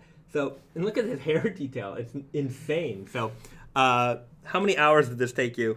I don't know. It took a little. So this is like my first attempt at turning like a photo into an embroidery. So I had to like learn how to do that. I have to make sure like I had all the colors. I do have a lot of colors of threads, but you know it's not perfect because I didn't want to buy new threads for this, and it took a long time to figure out. But the chain stitch embroidery itself, probably like a few hours. Yeah, well, it came out pretty darn cool. Anyways, I'm looking forward to making some stuff for myself. This. Yeah. Well, so this is the girl from I Love Dogs. If you don't know what it is. But Risa. the code. Yeah. That's it. Yeah. Nicholas Viplu. I actually know a buyer for Costco Japan. Well, send him my way. The Rangerite. That trunks jacket sold absolutely fast, so that might be the fastest selling. I think somebody, what's the fastest selling Naked Famous has ever released? Akuma Denim. 100%. Yeah, Akuma Denim. But that was because we didn't have many. I think, that was, that sold fast. What else sold fast? The Jason Denim sold really fast. The Street Fighter stuff, like round 1, sold really fast. Really fast. I mean, that was the only time we broke the website. Yeah, we broke the website with that one. That one, like, the traffic broke the website. It was crazy. I mean, we've had some other fast-selling ones, but those ones, certainly the most, like, the fastest-selling ones. Street Fighter was, I think, especially special because a collaboration like that has... that was the first time. Dragon Ball was also very successful, like, throughout. There was more inventory available for Dragon Ball. Like, I learned... we went really big with Dragon Ball. We learned from, like, Street Fighter, and we're like, okay, like, we need to ramp things up a little bit. And, like, this is kind of the problem. Like, that's not the problem. It's just my problem. It's, like, trying to figure out how much inventory we need. So, sometimes things don't sell out super fast because I make sure we have tons of stock, and then sometimes it's like, okay, do I have to be more conservative here, or some things it's just like, okay, we're only making this much because of fabric production limitations or whatever it is. So there's a couple of things that might affect like visually how fast something sells out, but like we might sell way more of something else over time because we have more of it, and it's popular. And also, what was it? The knives sold really quickly. Yeah, the knives. That was the first time. The first knife drop was. I honestly thought those knives are gonna last like months. Yeah. Like I had no idea. Yeah. How fast? And the first knife drop we sold. Like, I don't even remember the number, but it was a lot, several hundred knives in like a few hours. Like. All of them were gone, and we were like, wait a second. Like, I thought we'd sell, like, a bunch today, and then like, they would trickle out for a while. But, no, they flew out of there. Yeah. The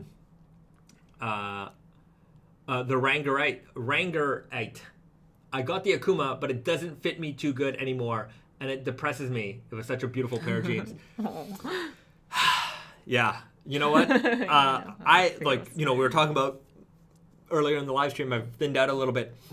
As I've gotten bigger, like 80% of my wardrobe like doesn't fit anymore. So like I would just look, I'm like, oh, that t-shirt used to fit. And like I put it on and I'm like, nope, not anymore. And then it becomes my t-shirt. Yeah, then it becomes Risa's t-shirt. But like, I've got a lot like that. I feel for you because there's a lot of pieces I like, and I don't want to. There's a collector in me. That's really my biggest problem is that, like, I have a lot of jeans, I have a lot of t-shirts. I have hundreds of t-shirts. And they're all just neatly folded because none of them fit me. And I can just, there's nice little piles of t-shirts. But yeah, definitely, I feel that. Smoke, what were the round 1 Street Fighter characters? It was Ryu, Guile, and Akuma. Chun-Li, is it? Chun-Li was round 2. Round 2 was Chun-Li, Blanca, and E Honda. Yeah. Round 3 was round 3 was Ken and E Honda. Round 2 was Blanca, Chun-Li, and M Bison. And Bison. Yeah. That was it. There was there was gonna be a final round, like, there's round 1, round 2, round 3, but if you get a double KO, you get a final round. So there was plans of a final round, and we were gonna do Sagat, and we made a fabric, but it was weird. It was too weird, I think. Anyways, at one point, we'll dig it up because it's in Brandon's office somewhere. But we developed a slub denim that was kind of a controlled slub. So it was like big fat slubs that would happen like every, I forget what the distance was, but it looked too normal, right? So we wanted to have like Sagat scar and like have a scarred denim, but it just looked too normal, so I wasn't sure what to do there. And I wanted to do like a Dalseam denim, like a stretchy denim, but I wasn't sure what to do exactly. Yeah. It's just like, do people like that kind of? So final round of Street Fighter never happened. It was maybe gonna happen. I wouldn't mind going back. Maybe at some point we'll go back to Capcom and see what we can do with them. I wouldn't mind doing Street Fighter Alpha series. Right, that would be. It's just a fun way. I mean, you could do Ryu, we could do Akuma, we could do a lot of these characters again, right? We can use the alpha artwork, on the leather patches. So that could be kind of cool. Street Fighter 3 would also be kind of cool. But I think with Street Fighter 3, there's less like classic memorable characters there, right?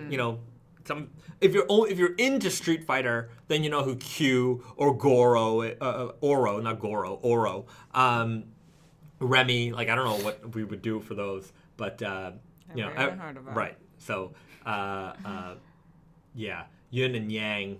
So, like you have to really be into Street Fighter. Like I think a lot more people recognize the Street Fighter 2 cast than anything else. Venomous Teddy, I saw the E Honda on eBay the other day, dead stock. Somebody scooped them up before me. Right. Yeah, like every now and then I see some neat things on eBay, some coveted items. Anyway, we're getting to the point where we have a history. People are looking for the vintage Naked and Famous pieces. Not quite vintage yet.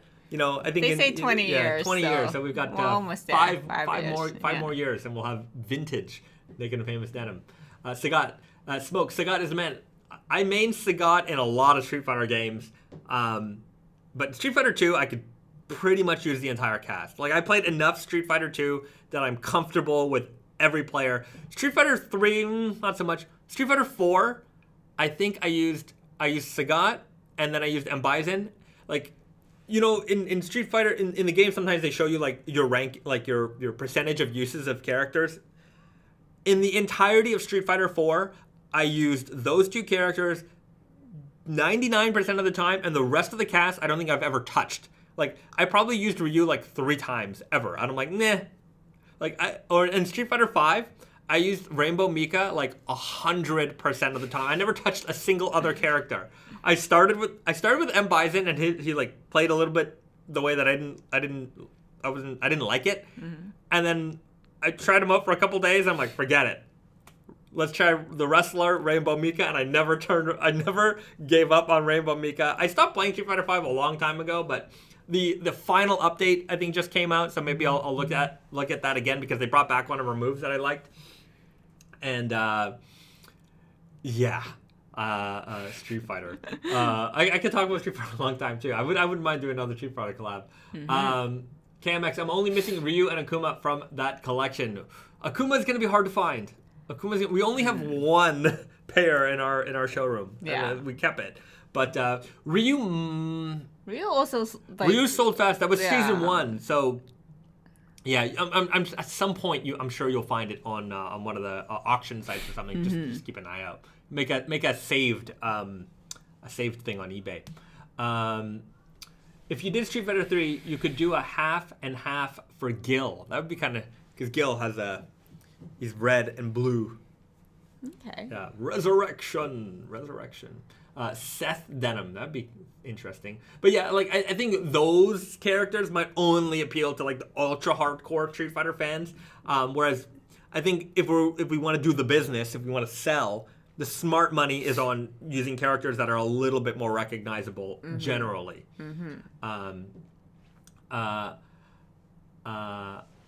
Yao Ming's friend, if you're going to do Street Fighter again, go with 4. Any character of reverence is from 3 is in 4.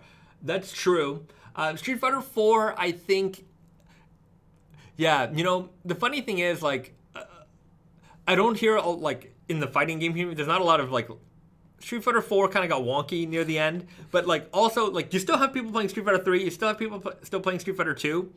Not a lot of people still playing Street Fighter 4. So yeah, I'm not sure. People didn't like it. I liked it. I played it a lot.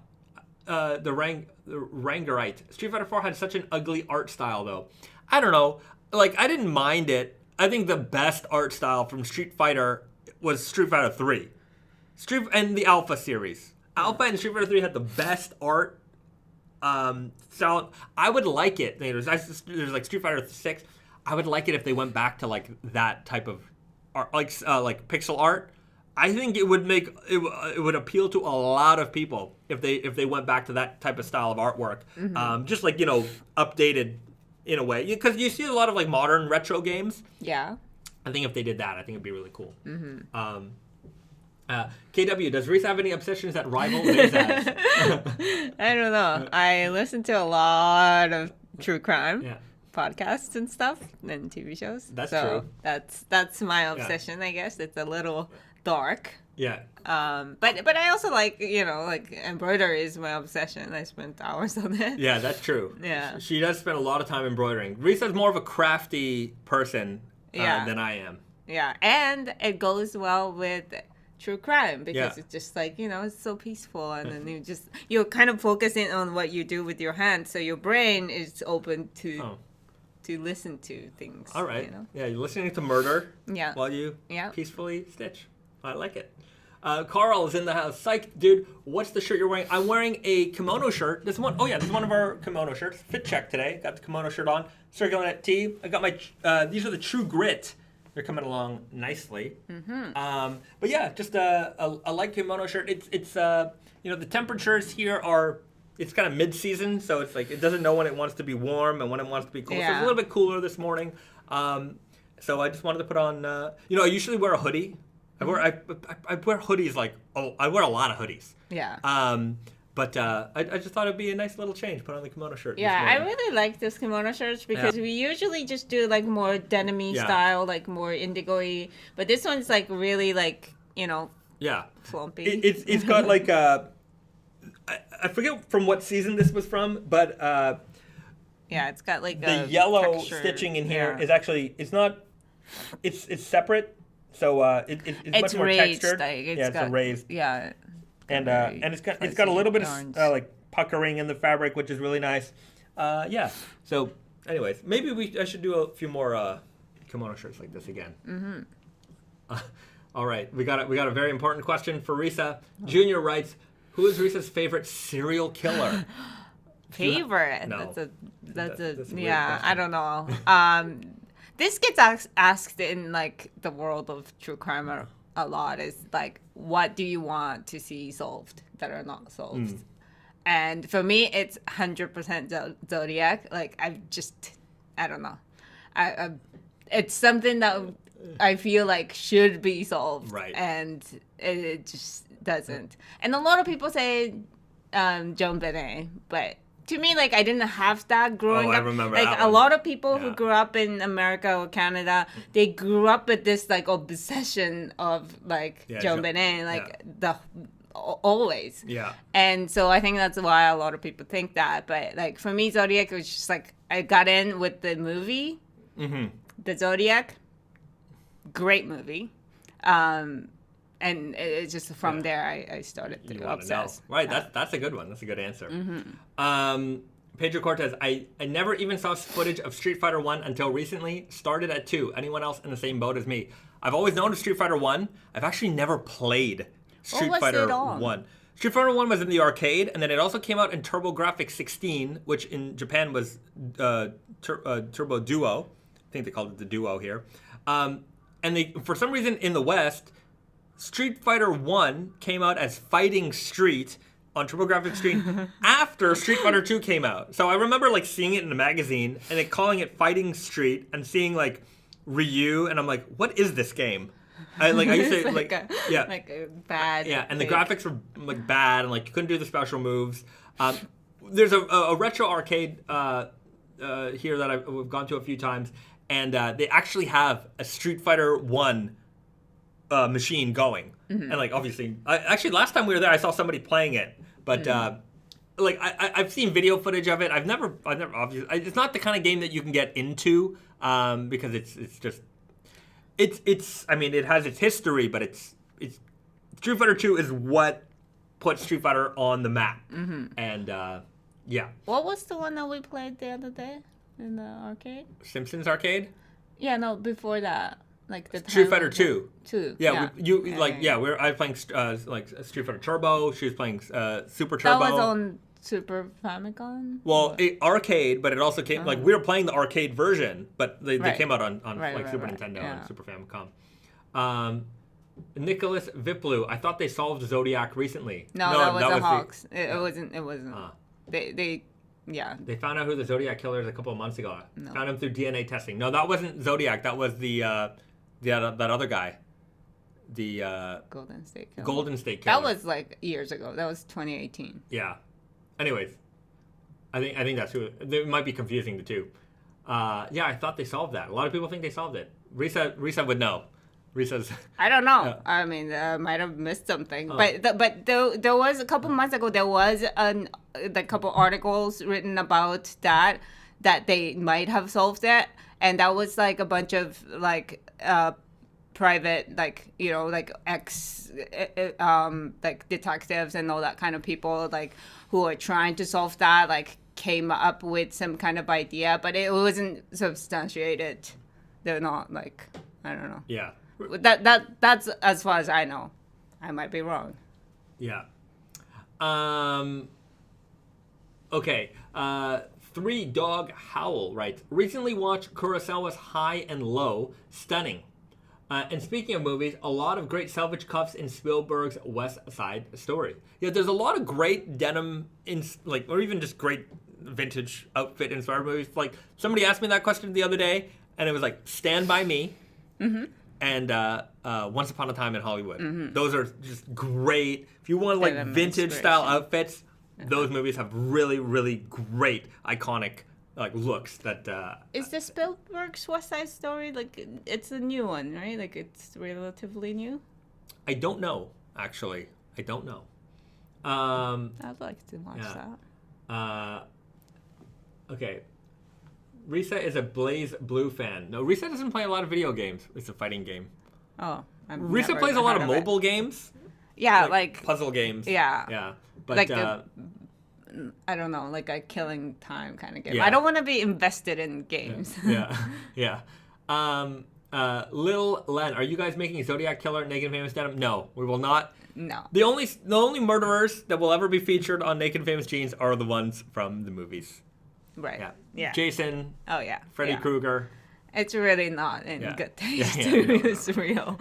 There's definitely a difference between reality. Like, you know, one time we kind of had we were approached with the Breaking Bad jeans, and like I think we mulled it over for like 10 minutes, and we're like, as much as I enjoy Breaking Bad, it's like, just not a good. Yeah, like, what am I gonna do? Like, you know, meth themed jeans, like it's like blue, weft or whatever. Yeah, it's not gonna.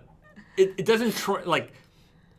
If you're a hardcore Breaking Bad fan and a Raw Denim fan, then maybe you'll be like, oh, well, you know, I know what they're doing. But, like, I think in the general eye, it's like, you can't make meth-themed jeans. You just can't do it. And I'm not like... That's very... Yeah, not going to work. Taste. You know, movies, horror movies, you know, that's okay. That's different, right? Like, that's fantasy land, like, you know, very much in the world of fantasy. Yeah. But... yeah, there are certain lines you just can't do it. Pedro Cortez, is there any possibility that you will offer raised belt loops and hidden rivets on jeans aside from MIJ? No, I don't think so. I think we're gonna leave that in MIJ land. And let me tell you why. Because it adds cost, and I don't think that the majority of denim customers care. Right? It's a nice detail. Look, I like it, but it adds cost, and like. You know, you have to consider that even like $1 cost, that translates into like $4 at retail, right? Like all these things multiply. So if you start adding little things here, it might be $1 here, it might be $1.50 there, and costs, it adds up enough that it's like, you know, if they weren't there, would it have mattered that much to you, right? Hidden rivets are a fun detail, but like your pockets don't fall off. You know what I mean? Like they're on there, they're bar tacked on there, they're not going anywhere. Right? So it's not, it's for the nerds, for the people who like these little tiny, okay, well, they went the extra distance and made this detail there, and like nobody's going to even know about it until, you know, they look inside my pants. Cool. I love that stuff. And that's why we put it in MIJ. MIJ is where it's like, you know what? We're going to go balls to the wall, put everything in this jean. Everything. Yeah. And you're going to pay for it. But you know what? You know you're getting everything. Whereas in Naked and Famous, like, there are certain things that have been stripped down to make like everything you need in a jean, and you know, incorporating the best fabrics at a very, very aggressive price. Like, we're very aggressive with the prices. Like, you know, you go to, sometimes, you know, we'll go to the stores here and like and you just see stuff on the shelf and you're like, this is like, you know, generic mall brand, like, you know, stuff, and like I'm looking at these prices and I'm like, how are they charging this? It's like, it's so expensive for this, a lot of stuff that they put out there. I'm like, you know, we're putting like our soul like into these jeans, and you know, these are mass companies, they don't care. They look, we're going to make jeans, we're going to sell lots of jeans, this is going to be the price, and people are going to buy it. Fine. Like, but like for us, like, it's just so important to make sure that like we're giving you the best possible price. Like, we're still mostly under $200 for the product that we make. And we really work hard to keep it that way. Yeah. And, you know, we want to give the best value, and we just kind of made the decision that it wasn't part of, you know, that raised belt loops and hidden rivets are not part of it. But yeah, that's why we do MIJ, I guess. Yeah. You know, I don't know if I probably mentioned this before, but like early Naked and Famous jeans, like we didn't even press them. Like they weren't even pressed. There's reasons for that, but like, you know, we saved some money from doing that, and we're like, we just passed that on to the customer. And like when Naked and Famous first came out, I mean, you know, jeans were retailing at like $120, $115. Like there's some other reasons for that also, but I mean, we're still very price conscious, you know, in this crazy world. Or even like when we get price, like we might get a price like hit from our, like, really all of our suppliers want more money. Everybody. Shipping costs are going up, cotton costs are going up. Like the amount of like people telling us, well, the cotton prices are going up. I'm like, we know, like, and like, so like they want to increase on us. We try to fight the increases as much as we can, but like we don't necessarily pass all of those like increases on to the customer. Like if we get like a certain amount of price increase, we might pass like half of it or a quarter of it onto the customer, and like we just absorb it just because we want our prices to be good. Like I feel like we're Arizona iced tea, where it's just like that 99-cent price, we are not budging. It is 99 cents. And every time I have to change the price, it's just like it really personally offends all of us. Yeah. And it's just like we don't want to do it, but you know, we're business. So. Yeah. It's like it's going up $2, and we're like, oh, it's such a thing. Yeah. Like I'm not even joking. Like we have to raise the price by like $2 or $4. We're like, oh man, like do we have to? What can we do? Yeah. Like we're just and we're talking about like such a small amount of money, right? But like it's just in our DNA to like not want to do this at all. And we always like think that it's gonna make a bigger impact than it actually does, like, you know, from wholesale retail partners to like actual customers. Like nobody really cares that much or notice so much. Yeah. But I mean, to be fair, at the same point, $175 jeans versus $179 jeans. I mean, if you're in the market to spend that much money on jeans, well, maybe you're not as price conscious. But I still don't care. yeah. Still don't care. I still want to have. Because I mean, if you started the steps, then it's going to be $200 before you know it. You know, we just want to slow that down as much as possible. Yeah. Yeah. Electric bamboo glue to Arizona is now $1.29 in Hawaii. Ooh.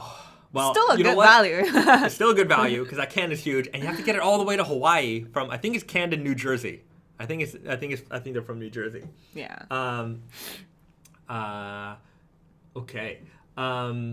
Make a cactus denim. I don't know what that would be, but that sounds cool.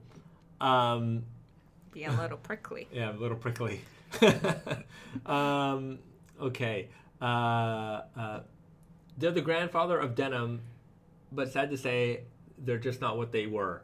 I suppose you're talking about somebody else. Maybe so. Okay. If the patch is going to be sewn down on the heavyweights, example, King of Lords, I would love an extra belt loop to keep my jeans up. Do you find that your pants are falling because you can't put the belt through the leather patch? I mean, on the other side, you do have the same amount of gap there. Yeah. Well, we're not like removing belt loops. Yeah. For the sake of leather patch. Yeah. Dennis Wethmar writes, "Did you get the Omega?" I did not get the Omega. Oh yeah, that was last week yeah. we had to rush off a little bit early to try and get in line. So what happened here in Japan was they canceled the release of that Omega watch. More non-denim related topics today. So there was that Omega. I'm sure some of you people have heard about it by now. But when we got to the Omega store, so we were there about an hour early. No, we weren't. Not that early. Well, anyway, we were there before the store opened. But we weren't there like 5 minutes before. Anyways, doesn't matter. The line was around, like down the street and around the block. And like when we got there, they were telling everybody that like this is canceled. Like they're not opening the store. But like the line wouldn't budge because I guess nobody actually believed that. Well, I also heard that like some people didn't hear it. Like I guess. But there was that lady walking down. Yeah, but she was very quiet. I have to say, she wasn't making a loud announcement. Anyways, like I mean, you would just probably get it from other people, but yeah, like they canceled because the police requested them not to sell that day because it was going to be a chaos, which it was probably going to be a chaos, not to the degree of American chaos, but like Japanese chaos. But it was all. It was all Swatch's fault. Oh, 100%. 100%. It was like for this level of release. You know what?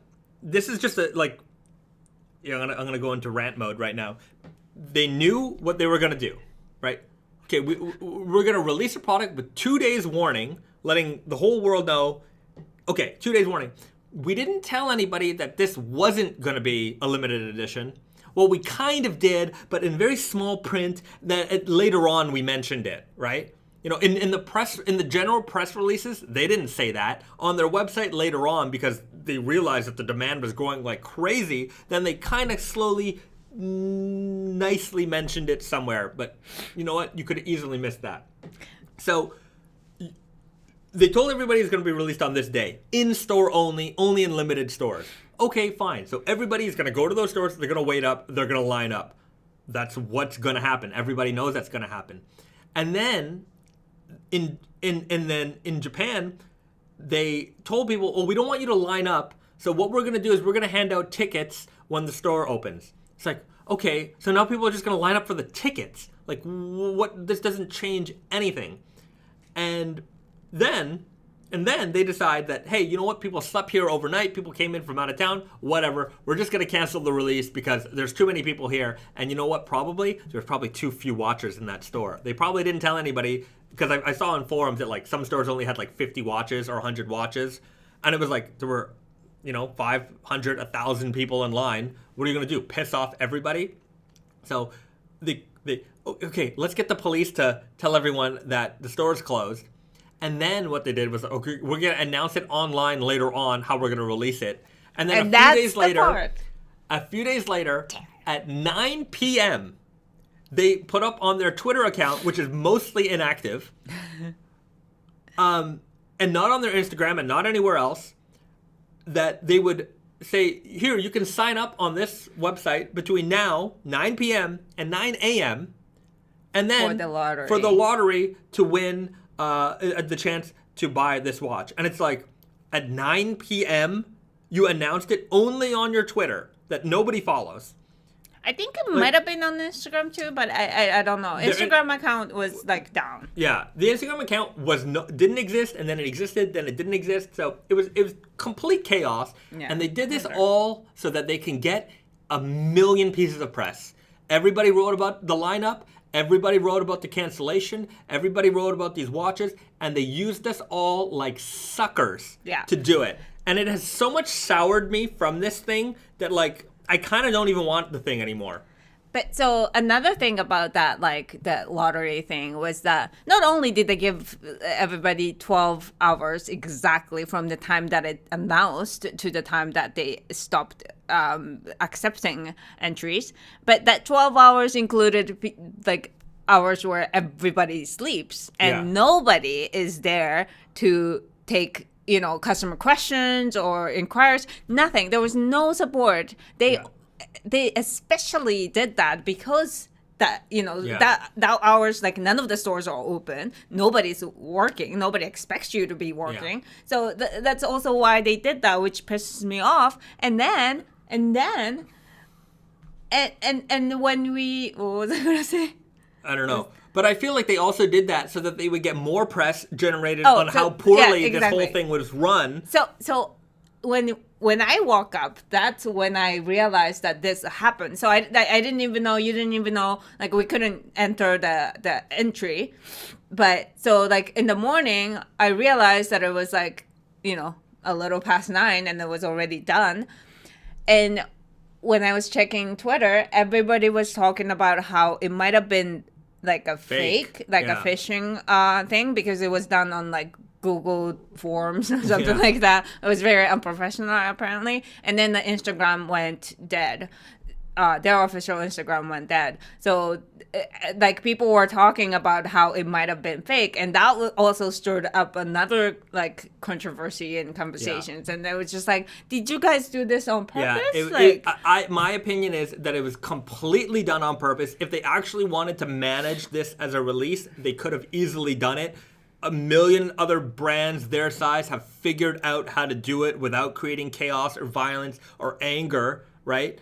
There's 1 million rare sneakers being sold every day, and without controversy. Everybody knows the rules. So I would think that somebody at the Swatch group could figure out this. But you know what? They didn't. What they figured out was, we want to create as much controversy. We want to create as much press as possible.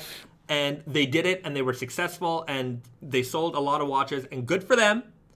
Good for them. But it has certainly soured me from that product. And like, I'm not eager to get it because of all of this. I'm just like, whatever. No thanks. I if I come across one, I ain't lining up for one. I'm certainly not going to sweat over this. But that's my opinion on that. So, yeah. Yeah, that was a very bad experience. Very bad experience. I wasn't happy with it at all. So yeah, anyways, that's my watch rant. That's today's rant. You just explained a Jordan release, Smoke. But the Jordan releases, I mean, with Nike, I think everything is done through the app nowadays. So it's like you have to enter the lottery, and then if you win the lottery, then you get a chance to purchase. Which, look, I think that's as fair as you can be. I mean, does it it prevents as many scalpers as possible because it's all random, right? So fine. Right, other people, they're gonna find a way to get through. They're gonna find. Yeah, it's also a game of catching up. You always lose some, but like at the same time, they're trying. Like, I don't think Swatch has any excuse, being that like they're the size that they are. Like, I don't think they have any excuse not knowing what was going to happen, or you know. So Mason Brando writes, how would Naked Famous handle an extremely popular in-store release? Well, we have a plan. Our plan is easy. Whenever there's a major popular release that's going to happen, we have some inventory that is designated for the store, for the in-store inventory. So it's separate from the online inventory. And then the online inventory, when we have a release, it goes up at 11 a.m. and then it's open to people. So you go on the website, you shop. So that means you don't have to line up in store. You just have to be ready online. We make it available on Tate and Yoko. We make it available on Naked Famous Denim NYC. So you've got 2 websites to, attack from if it's something that is particularly rare. And we also have inventory that's designated in the store for in-store purchases. So if there is a lineup, we don't get a lot of lineups. Every now and then there's something that might generate a lineup. We don't get that many of them. But there's always inventory designated for the people who are going to be shopping in store. So it doesn't all just get eaten up online in, minutes. Mm-hmm. So, and if we ever get to a point where we would attract that much interest in our products, then we would definitely investigate how we can really be fair and run the release. Like I remember when we did the Akuma release, we kind of did it with a lottery system where you had to sign up and then we would randomly pick people from the people who signed up for to get that jean. And there were bots in that email list. And anytime, and we said it, if your email is more than once, we're going to delete it. And if there's any sketchy looking emails, we're going to delete it. So did somebody maybe get through? Sure. But there were people who were in there who were they put their email address in for every size, for everything. And, they might have had, 50 entries completely deleted. We didn't give you one. We got rid of you. So there's ways around that, and I've dealt with when I buy a lot of rare small run release posters, and there's a lot of scalpers in those too, and I see on their I've seen the companies that I follow on their Instagram sometimes they'll after a release they'll be see, here are all the scalpers, delete, see you later, buy order, cancel order, cancel order, cancel order, and even they are aware. A small company the people I buy, they even know how to deal with it. So for me, it's not so much that those guys didn't know how to deal with it. They knew how to deal with it. They did this 100% on purpose.